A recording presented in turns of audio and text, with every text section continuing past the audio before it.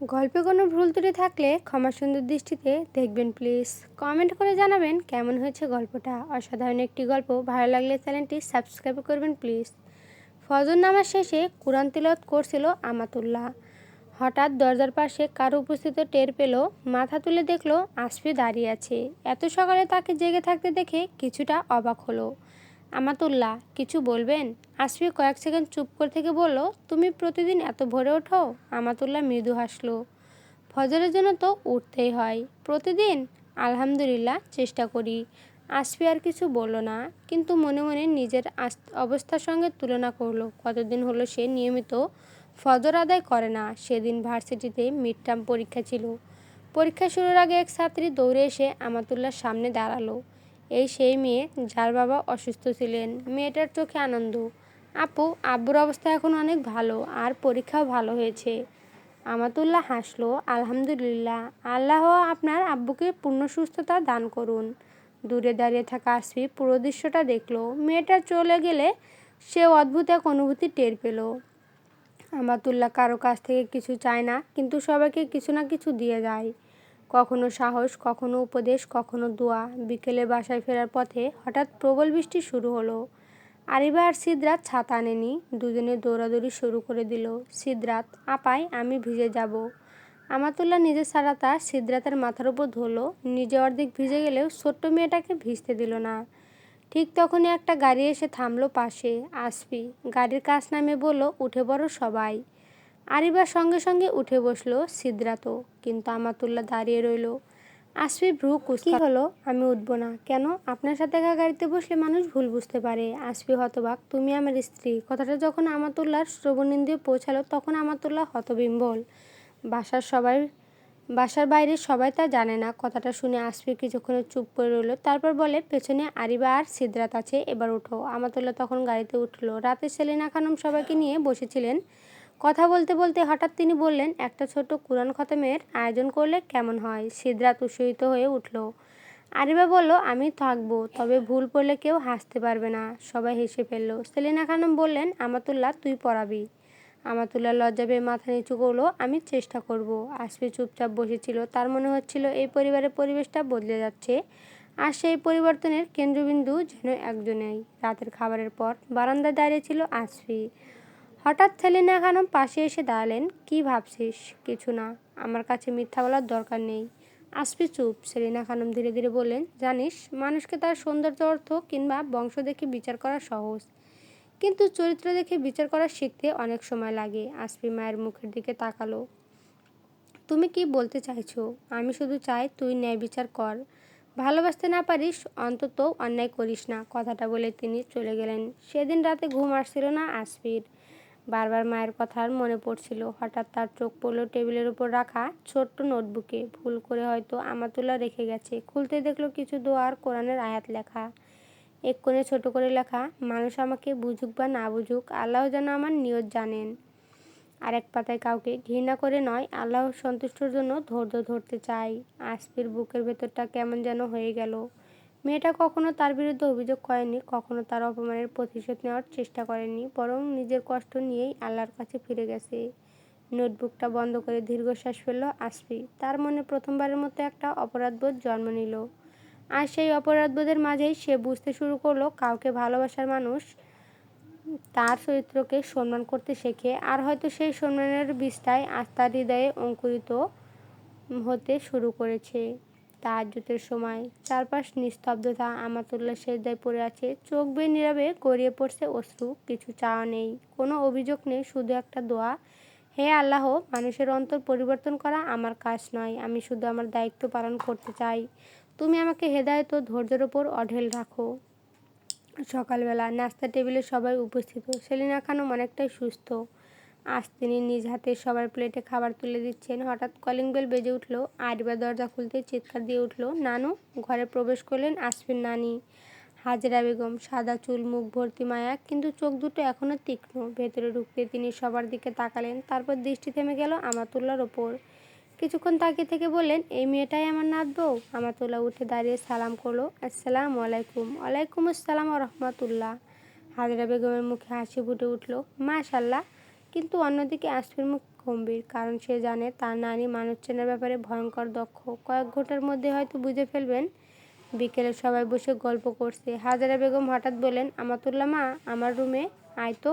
আমাতুল্লাহ বললে অবাক হলেও বলে গেল।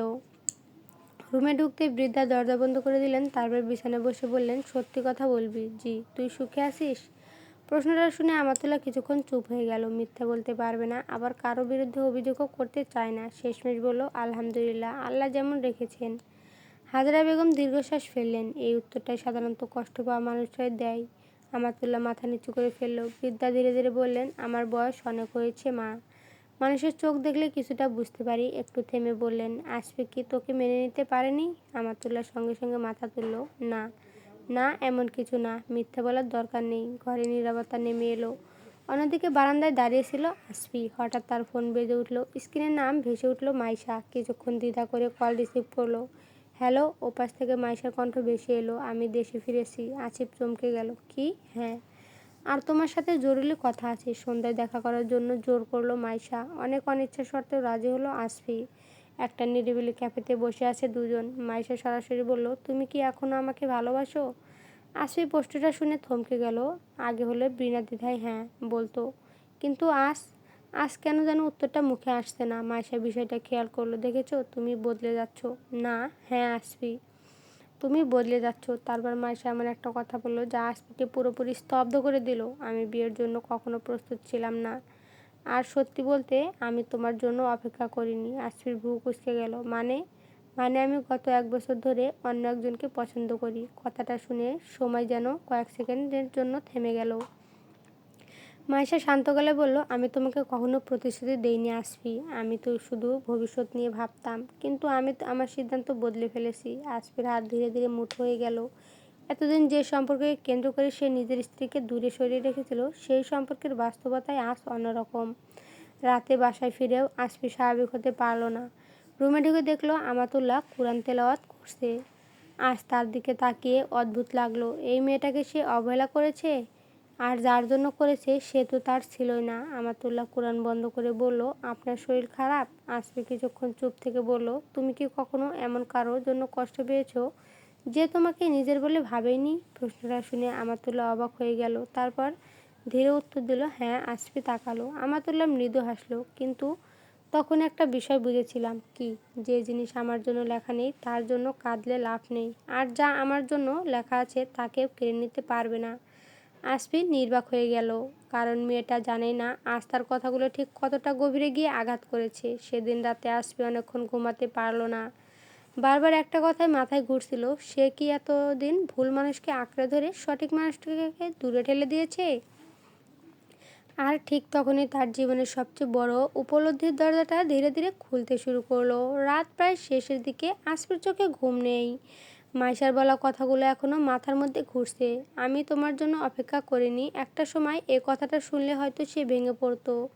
কিন্তু আশ্চর্যের বিষয় হলো, এখন কষ্টের চেয়ে বেশি লজ্জা লাগছে নিজের ওপর। কারণ সে একজন মানুষের প্রতি অন্যায় করেছে, একজন নির্দোষ মানুষের প্রতি। ফজরের আজান ভেসে আসতেই আসফি উঠে বসলো। কিছুক্ষণ স্থির বসে থেকে অজু করতে চলে গেল। আজ অনেক দিন পর সময় মতো ফজরের প্রস্তুত হচ্ছে সে। রুমে ফিরে দেখলো আমাতুল্লাহ জায়নামাজ বিছিয়ে দাঁড়িয়ে আছে।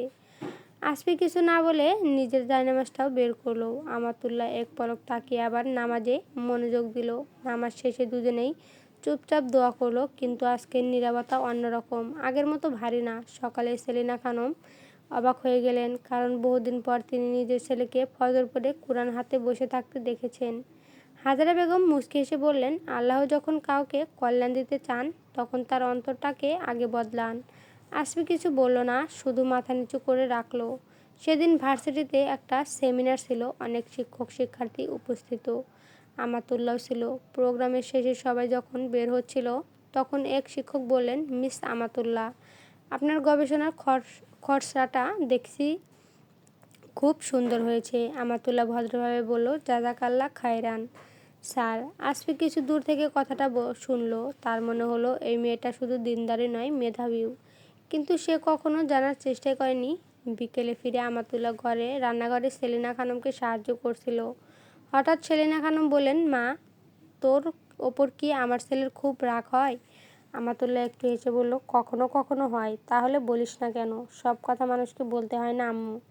কিছু কথা আল্লাহকে বললেই যথেষ্ট। সেলিনা খানমের চোখ ভিজে উঠল। তিনি মনে মনে বললেন, হে আল্লাহ, এই মেয়ের ধৈর্যের প্রতিদান তুমি নিজে দিও। সন্ধ্যায় হাজেরা বেগম সবাইকে নিয়ে ছোট্ট একটা নসিহতের আসর বসালেন। তিনি বললেন, সংসার শুধু ভালোবাসা দিয়ে টেকে না। ভালোবাসা কখনো কমে, কখনো বাড়ে, কিন্তু তাকওয়া আর দায়িত্ববোধ থাকলে সংসার টিকে যায়। তারপর তিনি আসফির দিকে তাকালেন। আর একজন পুরুষের দায়িত্ব হলো আল্লাহর দেয়া আমানতের হক আদায় করা। আসফি বুঝে গেল কথাটা তাকে উদ্দেশ্য করেই বলা। রাতে সবাই ঘুমিয়ে পড়ার পর বারান্দায় দাঁড়িয়ে ছিল আমাতুল্লাহ। আকাশে অসংখ্য তারা। হঠাৎ পেছন থেকে আসফির কণ্ঠ ভেসে এলো, তুমি কি আমার উপর হতাশ? আমাতুল্লাহ ধীরে ঘুরে দাঁড়ালো। কেন এমন বলছেন? কারণ আমি তোমাকে কখনো স্বাভাবিক একটা জীবন দিতে পারিনি। কিছুক্ষণ নীরবতা। তারপর আমাতুল্লাহ বলল, মানুষ ভুল করে, কিন্তু ভুল বুঝতে পারাটা বড় বিষয়। আসফি দীর্ঘশ্বাস ফেলল। যদি কেউ অনেক দেরিতে নিজের ভুল বুঝতে পারে তাহলে তওবার দরজা খোলা থাকে। আর মানুষের কাছে? আমাতুল্লাহ একটু ভেবে বলল, মানুষ ক্ষমা নাও করতে পারে, কিন্তু চেষ্টা করা বন্ধ করা উচিত নয়। কথাটা শুনে আসফির বুকের ভেতরটা কেমন যেন হয়ে গেল। সেদিন রাতে ঘুমানোর আগে প্রথমবারের মতো আসফি নিজের রবের কাছে মাথা নত করলো। অনেক দিনের জমে থাকা অহংকার যেন একটু একটু করে ভেঙে যাচ্ছে। সে ফিসফিস করে বলল, হে আল্লাহ, আমি যদি কারো প্রতি অন্যায় করে থাকি তাহলে আমাকে তার সংশোধনের তৌফিক দাও। আর ঘরের অন্য পাশে বসে থাকা আমাতুল্লাহ জানে না আজ একজন মানুষের অন্তরে পরিবর্তনের ঝাপনা সত্যিই শুরু হয়ে গেছে। তবে সামনে এখনও অনেক পরীক্ষা বাকি। কারণ হৃদয়ের পরিবর্তন একদিনে আসে না, কিন্তু যখন তা আল্লাহর জন্য হয় তখন সবচেয়ে কঠিন হৃদয়ও নরম হয়ে যায়। চলবে? নেক্সট পার্টের জন্য কমেন্ট করবেন প্লিজ।